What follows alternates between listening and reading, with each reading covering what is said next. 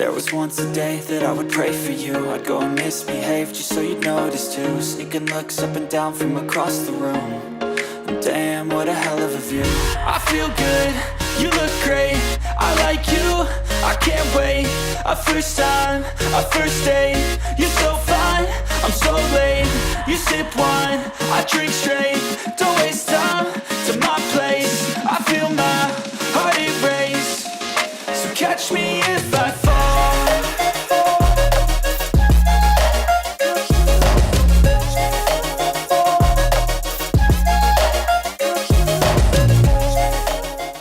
Se tem uma coisa que você tem que analisar na sua vida é saber qual foi a primeira bebida que surgiu na humanidade.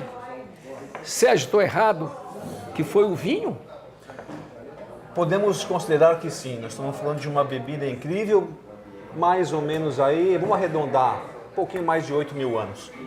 Então tem muita história, né? Tanto é que na Bíblia, quando Deus transformou a água em vinho, porque o vinho era que praticamente o mundo inteiro consumia naquela época. Guardada aí as proporções, a individualidade de cada um, mas era uma bebida que naquela época nem se considerava vinho, mas que todo mundo de uma certa forma Já tinha chamava... lá uma videira, vinificava de alguma forma e já bebia esse produto. E hoje nós temos o vinho. O Sérgio é um especialista, chama-se sommelier, né? O nome? O nome que nós damos aí, a pessoa que cuida das bebidas, que instrui bebidas, é sommelier. Sommelier. É o nome francês? Pelo menos a pronúncia francesa. A base sim, né? E uma coisa muito importante, Dudu, a gente dá uma desmistificada aqui agora. O sommelier, a profissão sommelier, não é somente para vinhos. Tem o sommelier de vinhos, o sommelier o provador de bebida. O sommelier de destilados, o sommelier de cachaça, o sommelier de água, o sommelier de charuto. Olha que coisa interessante isso aí. Então, sommelier é a função do experimentador. Essa palavra cabe, né? Não é o experimentador, é o provador. A ideia no mundo do vinho, como a gente está falando de vinho aqui, vamos falar assim, ó, vamos dividir. Nós temos o enólogo, que produz o vinho. Ok. Nós temos o sommelier, que cuida do vinho e apresenta o vinho. E nós temos o enófilo, que toma o vinho. Eu vou me enquadrar nessa de tomar o vinho.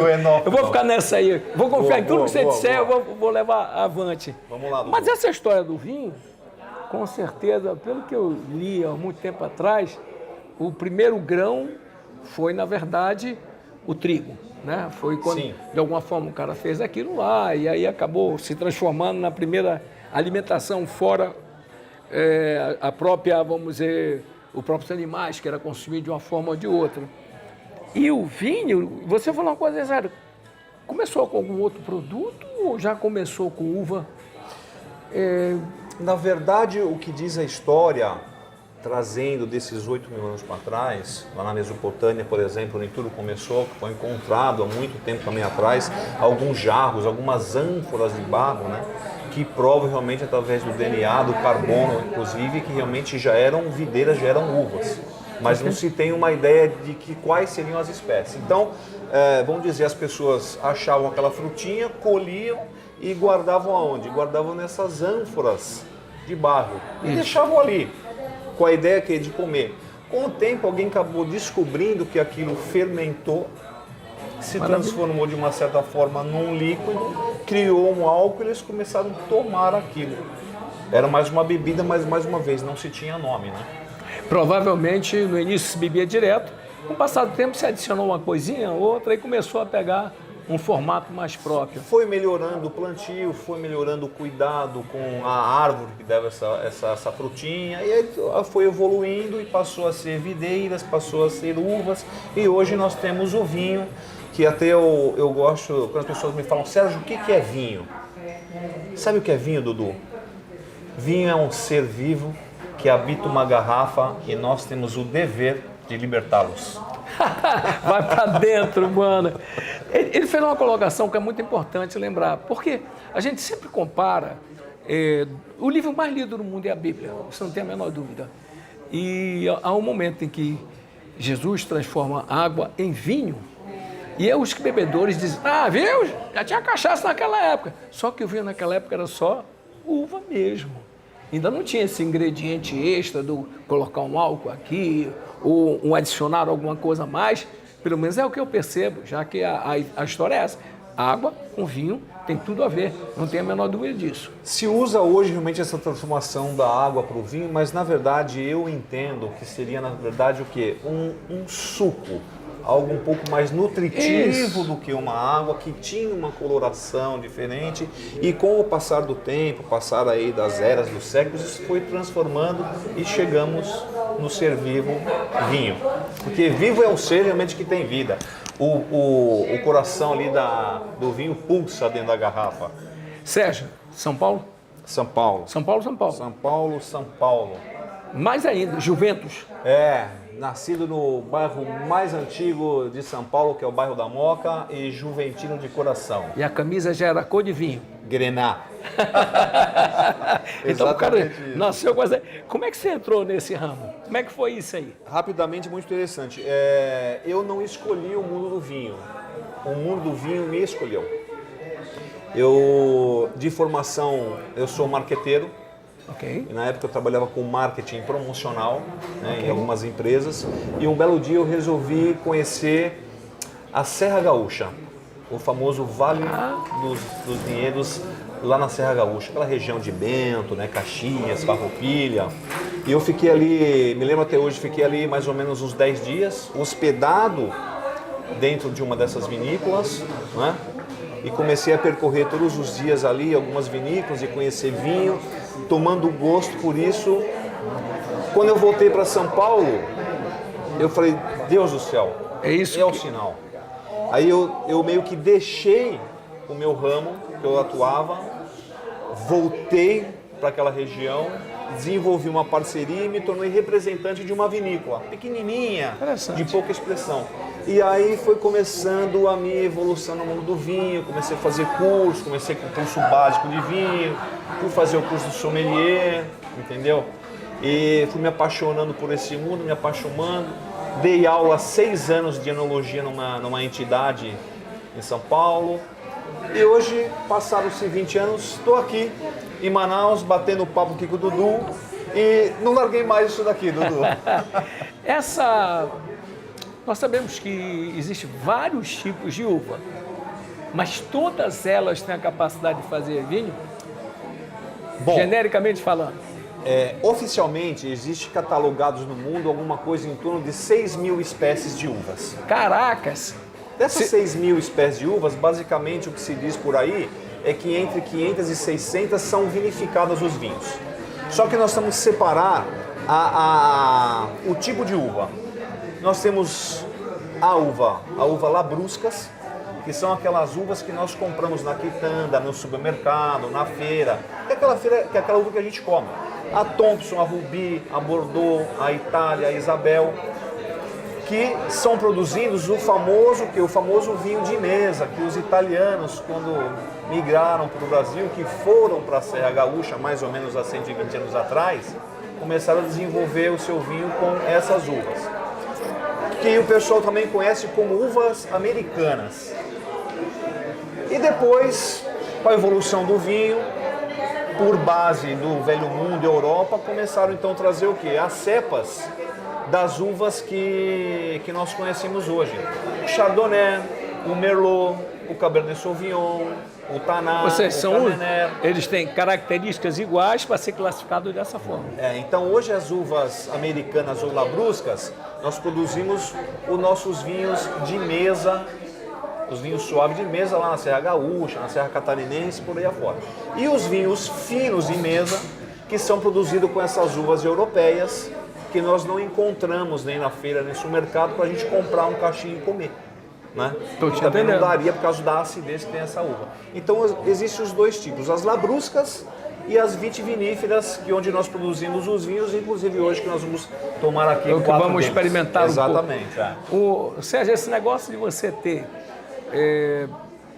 quando que se descobriu que o carvalho faria uma uva melhor do que barro? Porque afinal no início era barro. Quando que deu...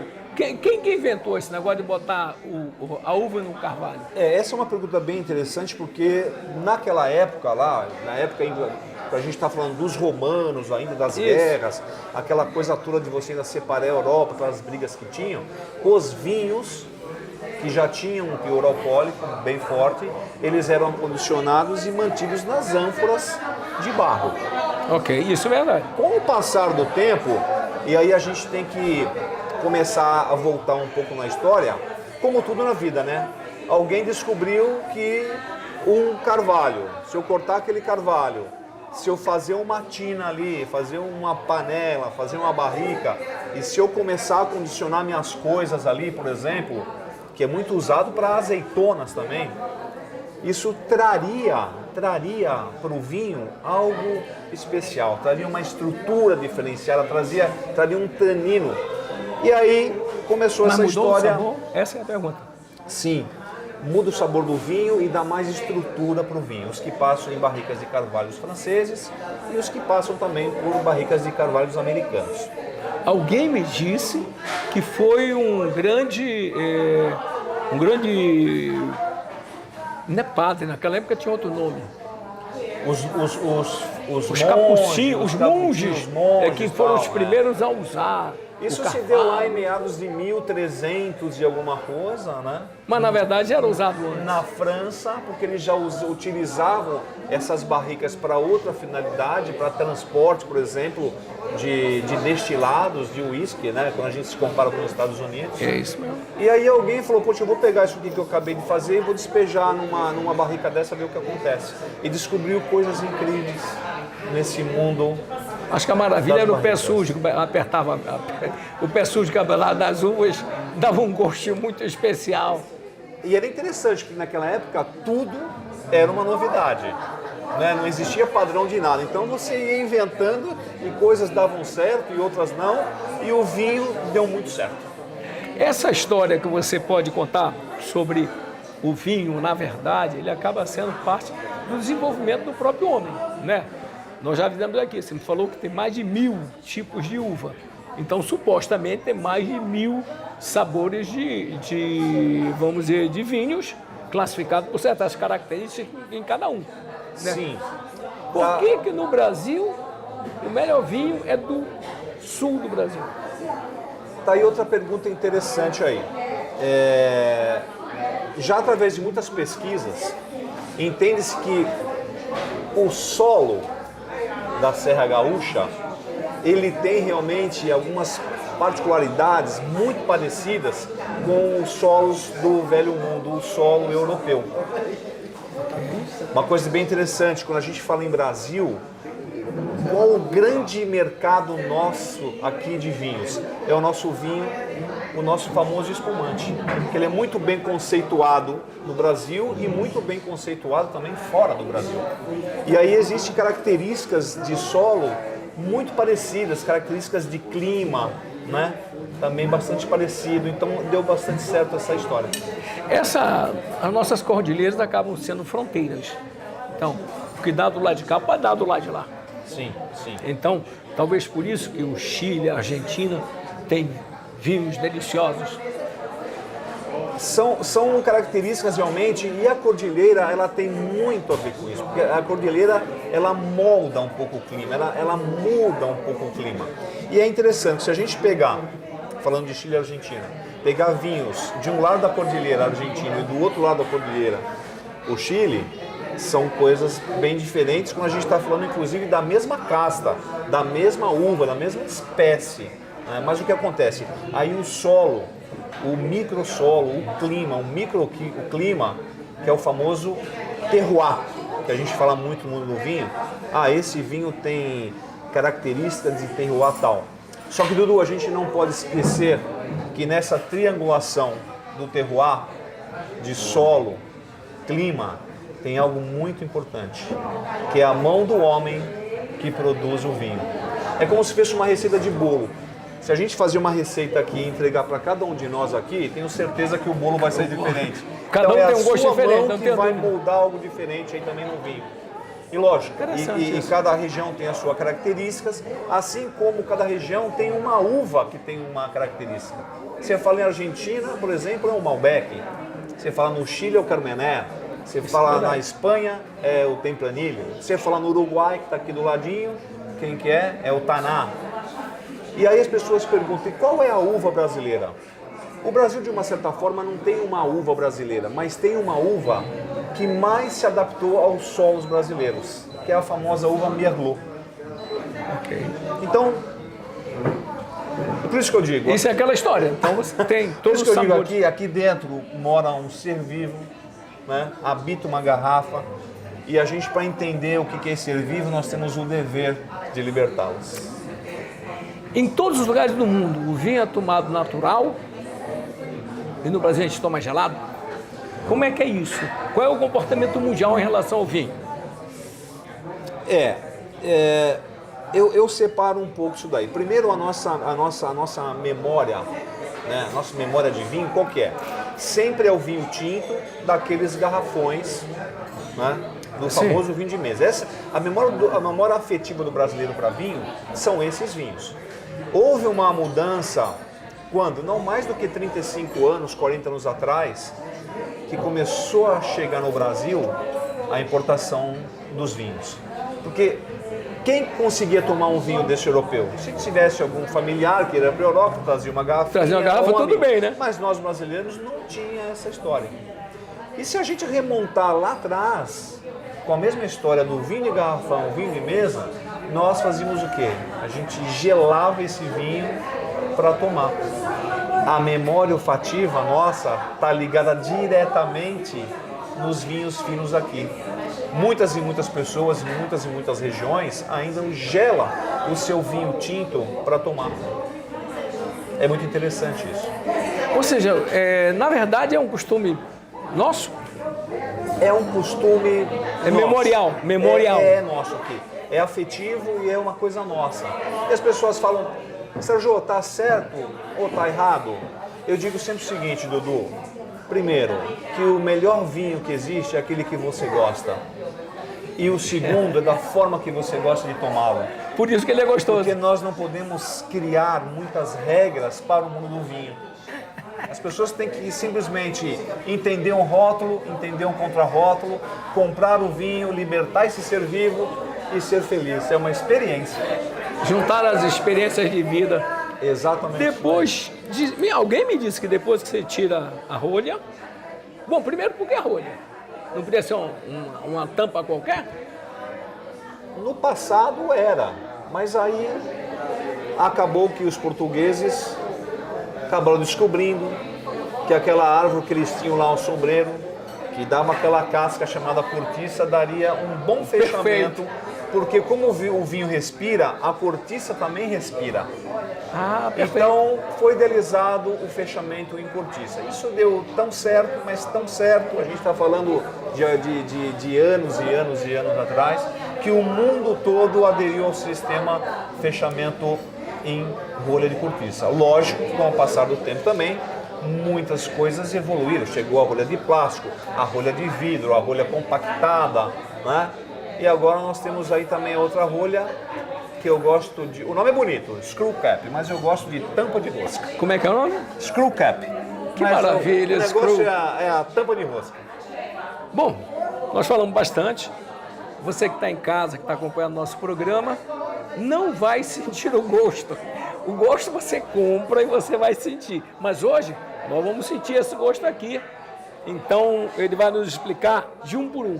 O que é que a gente vai sentir bebendo cada um. Bom, nós vamos começar, que não chegou aqui na garrafa, nós vamos começar aí com um espumante Brut, produzido na Serra Gaúcha, na cidade de Farroupilha, pela Vinícola Basso, que é um blend de 4 uvas, Prosecco, Trebbiano, Malvasia e Chardonnay. Ele é um Brut. Vamos abrir o trabalho com esse vinho. Depois, nós vamos partir aqui um Santa Alba, um Cabernet Sauvignon, uma uva muito emblemática, também maravilhosa. É um vinho chileno e esse aqui, Dudu, não passa por madeira.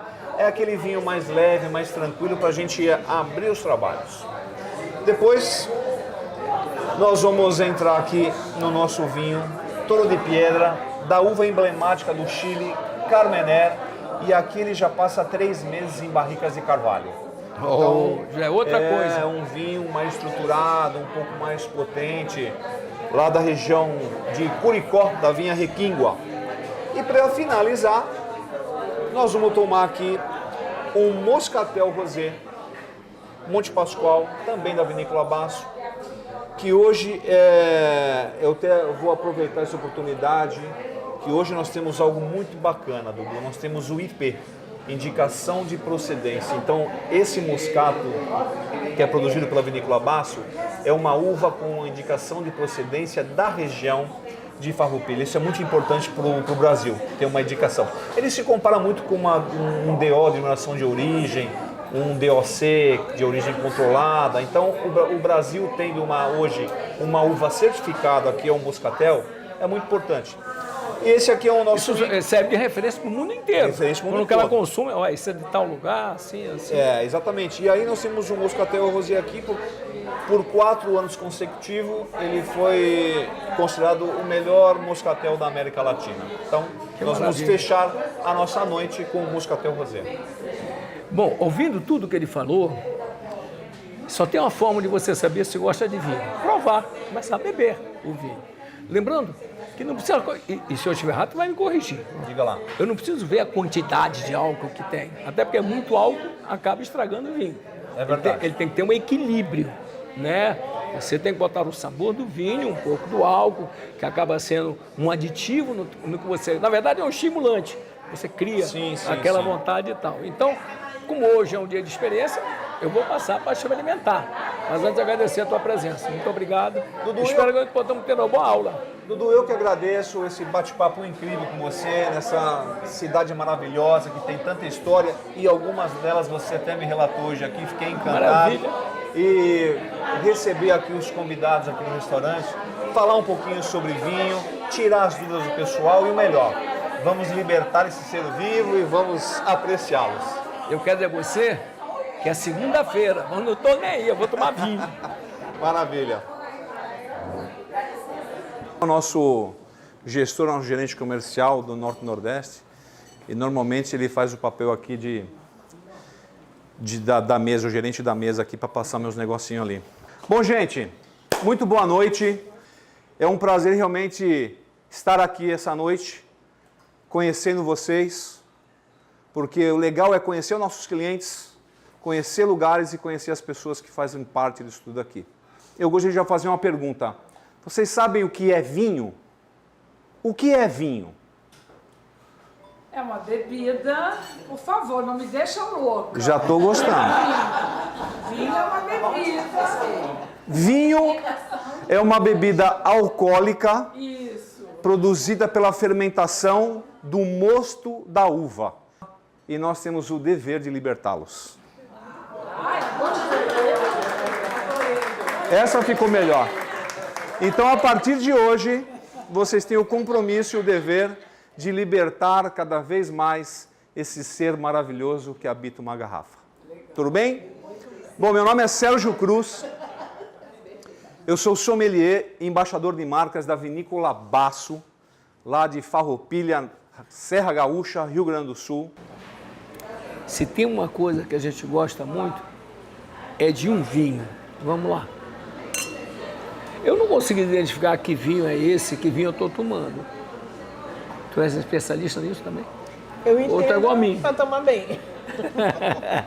Ou seja, vinho tu gosta de beber e beber mesmo. Eu gosto de beber. Aí eu tenho que beber um pouquinho para ver o que eu gosto mais com aquela comida, né? Eu gosto de harmonizar aí, de organizar aí o vinho com a comida que eu vou comer.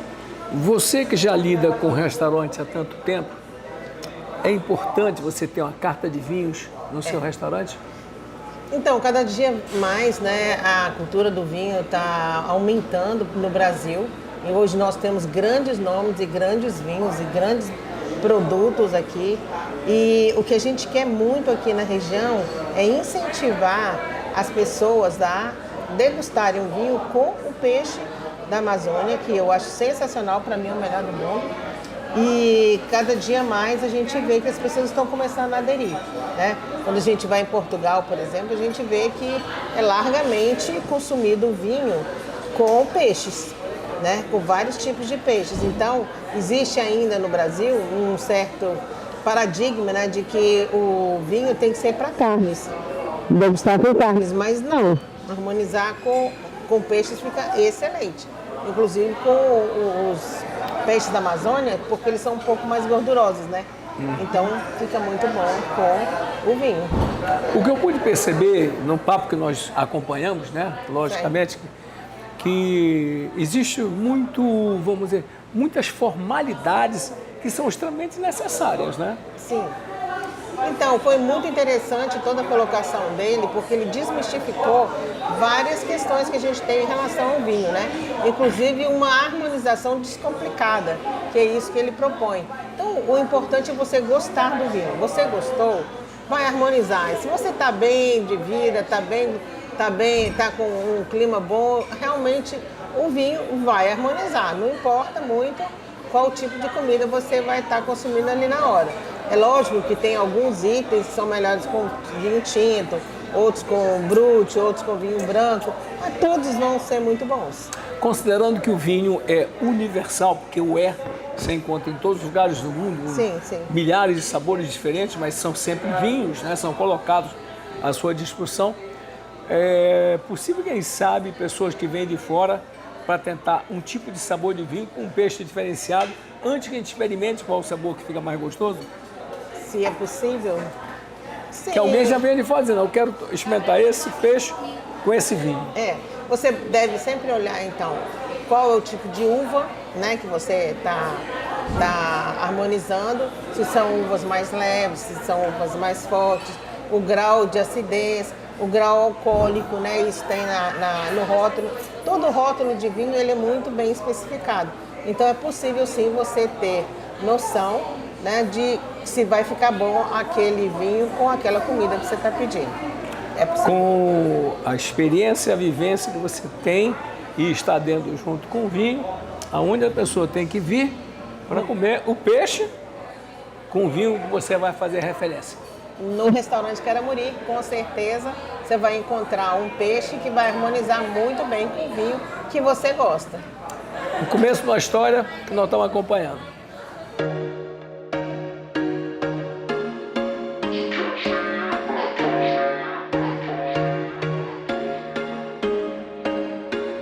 There was once a day that I would pray for you. I'd go and misbehave just so you'd notice too. Sneaking looks up and down from across the room. And damn, what a hell of a view. I feel good, you look great. I like you, I can't wait. A first time, a first date. You're so fine, I'm so late. You sip wine, I drink straight. Don't waste time to my place. I feel my heart erase. So catch me